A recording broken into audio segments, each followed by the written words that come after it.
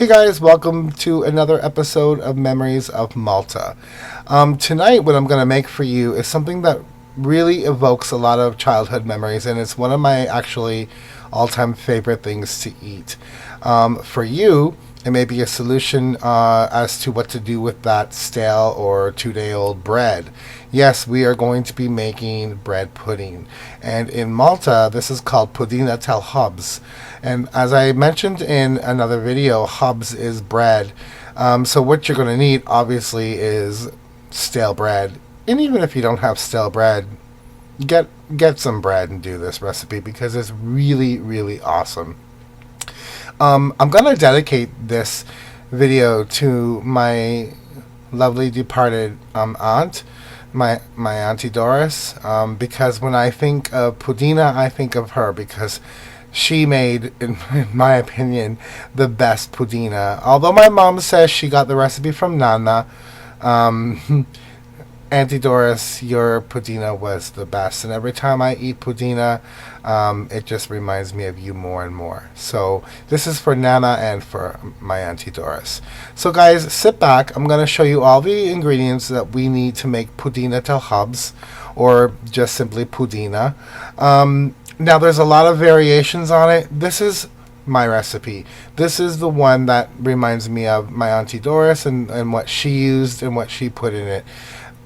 There's so many different variations. I'm really not going to get into all of them because we can be here all night. And we don't want that. And so what I'm going to do is I'll be right back and I'll show you what we need to make this wonderful, homey, heartwarming dessert. And it's good any time of day, believe me. So sit back and I'll be right back to show you what we're going to need for Pudina. Hey guys, okay, so I'm here to show you what we're going to need to make Pudina. Obviously, you're going to need some bread, and preferably stale bread, as this one is probably, it's freshest, obviously. Alright, you're also going to need 400 grams of plain sugar. That's approximately 1.7 cups, so just over a cup and a half. I know it sounds like a lot, because it is. You're also going to need 350 grams of margarine. Okay, that's about a cup and a half. You're going to need 3 eggs. You're going to need the zest of a lemon, an orange, and a tangerine or a mandarin. Okay, and like I said in my other video that I made a different sweet, Maltese sweet, these 3 citrus fruits seem to be the staples when it comes to Maltese sweets and desserts. You're also going to need about 2 tablespoons or to taste of cocoa powder, and you're also going to need about 2 tablespoons of custard powder, preferably vanilla custard powder. Because some recipes do call for some vanilla. This way you can cut it out. And again, it's to your taste. If you want to add a little bit more cocoa, you can go ahead and do that. Just don't go crazy with it. You're also going to need about 100 grams of currants or raisins. You're going to need about 100 grams of walnuts.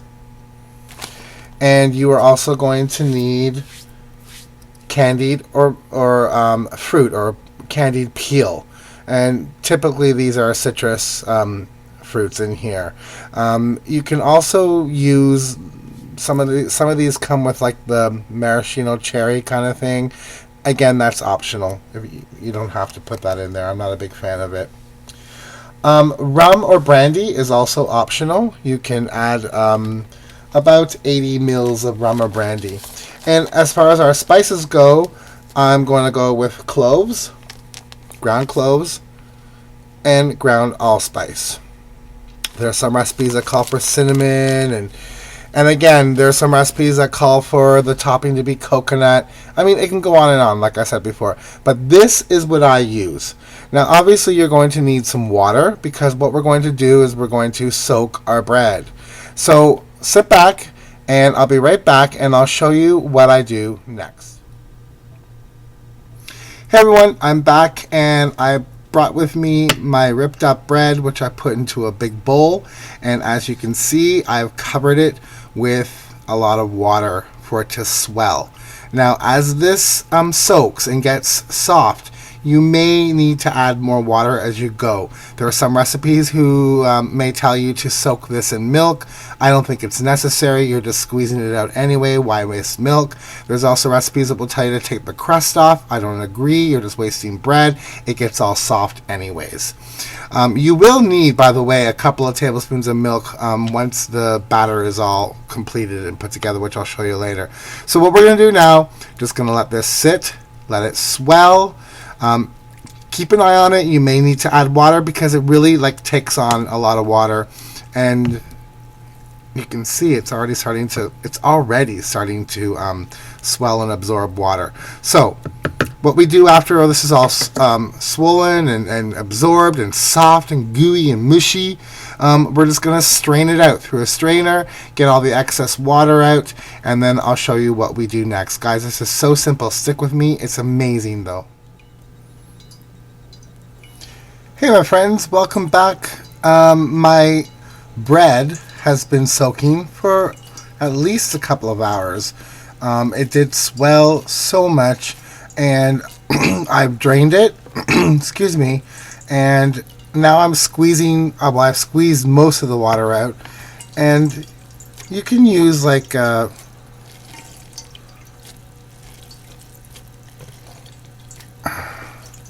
these called? Oh yes, a ladle. You can use a ladle to help you along. Sorry, I'm just so wrapped up into it. Or you can simply just, use your hands to push the water out. Now again, you don't want to, emascerate it. You don't want it to be like sawdust. But you want most of that water out. It should still be moist, but you want most of that water out. And like I said, I did take most of it out, but as you can see, there's still quite a bit that's coming out. So I'm going to continue just taking most of this water out, and then I'll be back and show you what we do next. Stay with me. Hey guys, welcome back, and I have strained all my bread for the pudina. I have added the rind of the orange, lemon, and the mandarin or tangerine, and oh, you should smell it already. It's amazing. So to this mixture, what I'm gonna go ahead and do now is I'm going to add the rest of our ingredients all at once. So I have our cocoa powder and our, you can hardly see it, but there it is, custard powder. So they're going in the mix.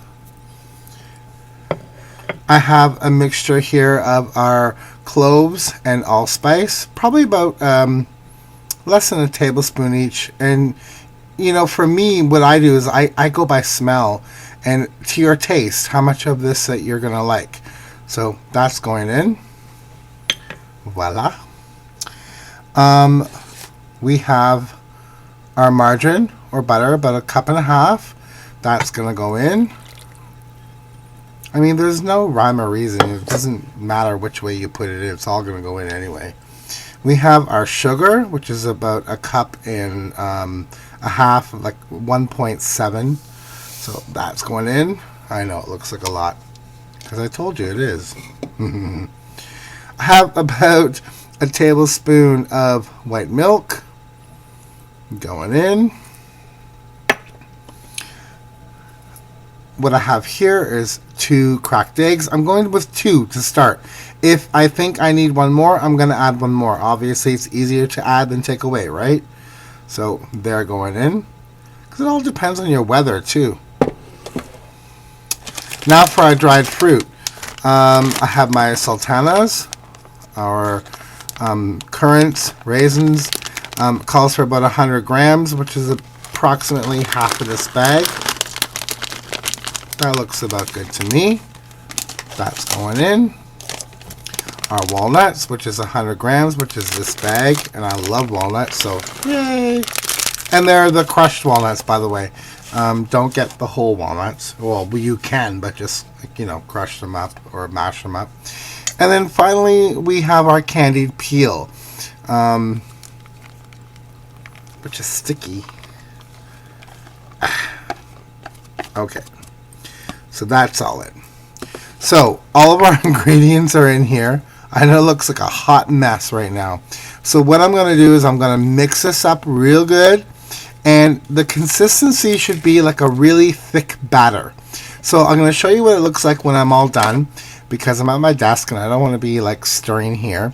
And I'll be right back in just a sec to show you how it all pulls together. Be right back.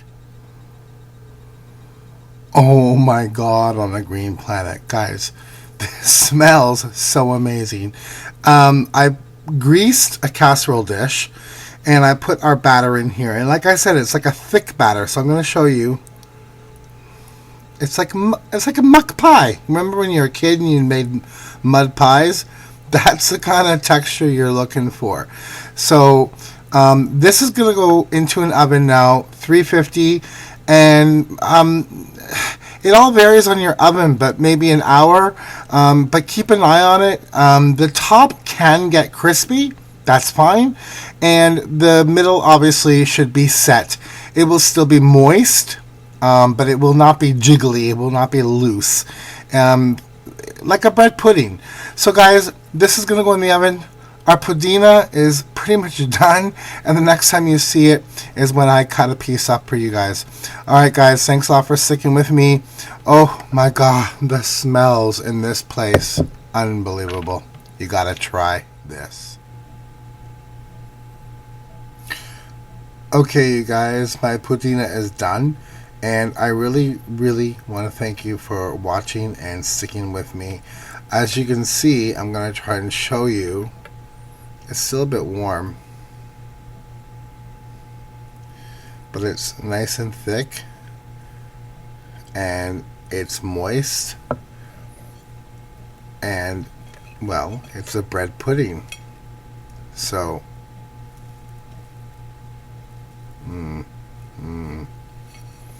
it's wonderful. It has that cocoa flavor. It has the rind, the citrus, the nuts, the sultanas, the spices. It's just so wonderful. And you know what? My place smells so amazing from this. So this reminds me of my Aunt Doris, and this is for you, Aunt Doris. I love you and I miss you, and every time I smell or taste pudina, I think of you even more than I do normally. So you guys, you have to try pudina. It's a Maltese staple. It's really special to Malta. There's bread pudding recipes out there all over the world, but this one here is really, really Maltese. Try it. You will not be disappointed. Thank you so much for watching. We'll see you next time on another episode of Memories of Malta. Ciao for now.